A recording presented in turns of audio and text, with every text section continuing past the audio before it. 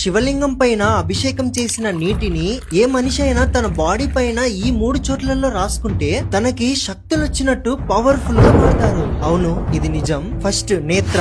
కళ్ళపైన మనం అభిషేకం నీళ్ళని రుద్దుకుంటే మీకు ఫ్యూచర్ ఆలోచన పెరుగుతుంది, ఇంటెలిజెన్స్ ఇంక్రీజ్ అయ్యి మీ యొక్క ఇంట్యూషన్ అనేది పెరుగుతుంది. అంటే ముందుగానే వచ్చే ప్రాబ్లమ్స్ ని పసిగడతారు. అభిషేకం నీళ్లను కంఠం పైన రాసినట్టయితే మీ మాటలు చాలా స్వీట్ గా ఇన్ఫ్లుయెన్సింగ్ గా మారుతుంది. ముందున్న వారికి ఏం చెప్పినా వింటారు, అది కూడా మీ ఇంటెన్షన్ క్లియర్ గా ఉండాలి. మూడవది, ఫోర్ హెడ్. అభిషేకం నీళ్లు మీరు ఫోర్ హెడ్ పైన రాసినట్టయితే మీరు చాలా కాన్ఫిడెంట్ గా మారుతారు. మీరు ఎటువంటి చోటుకి వెళ్ళినా అక్కడున్న జనాలు మిమ్మల్ని చూసి ఆకర్షింపబడతారు. అంటే మీ ఆరా చాలా స్ట్రాంగ్ గా మారుతుంది.